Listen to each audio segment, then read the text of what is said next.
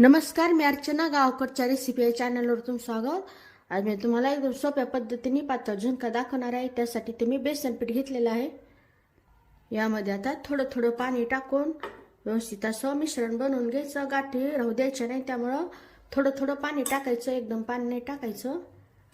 थोडं थोडं पाणी टाकून गाठी फोडून घेऊ. तो व्यवस्थित असं मिश्रण बनलेलं. हिरवी मिरची आणि लसूण घेतलेलं मिक्सरला बारीक करून घ्यायचं.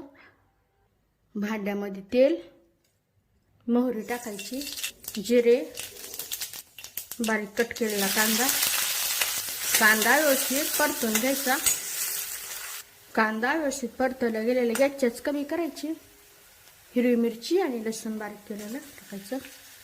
कच्चेपणा जाईपर्यंत परतून घ्यायचं आणि खमंग सुगंध सुटेपर्यंत. हळद टाकायची, मिक्स करून घ्यायचं. छान असा सुगंध सुटलेला आहे.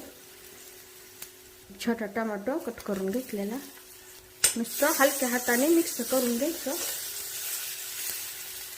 यामध्ये आता हे मिश्रण टाकायचं. याच भांड्यात थोडंसं पाणी घ्यायचं. बेसन पीठ शिजलं पाहिजे, त्यामुळे पाणी टाकायचं व्यवस्थित. असं कच्चं नाही ठेवायचं बेसन पीठ. बेसन पीठ शिजून पातळपणा राहील असं पाणी टाकायचं. तर इथं जर पाण्यासारखं वाटत असेल तर शिजल्यावर थोडासा घट्टपणा येतो, त्यामुळे असंच पाणी टाकायचं. मिक्स करून घ्यायचं व्यवस्थित असं. चवीनुसार मीठ टाकल्यानंतर हे असं मिक्स करत राहायचं. गॅसची आच मध्यम करायची. मध्यम आचेवर चांगलं 5 ते 6 मिनिटापर्यंत असं मिक्स करत राहायचं.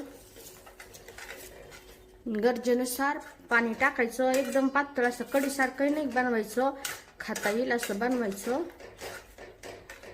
म्हणजे चपाती भाकरी सोबत किंवा भातासोबतही खाता येईल असं बनवायचं. एकदम पातळ नाही आणि एकदम घट्टही नाही असं. तो 5 मिनिटं झालेले.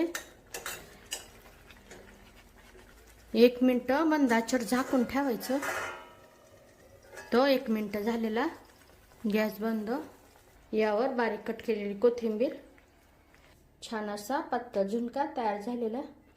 चपाती भाकरी भातासोबतही खाता येईल असा झुणका. खायला घेतल्यानंतर त्यावर एखादा चमचा तूप टाकायचं. एकदम मस्त असे झुणका लागतो.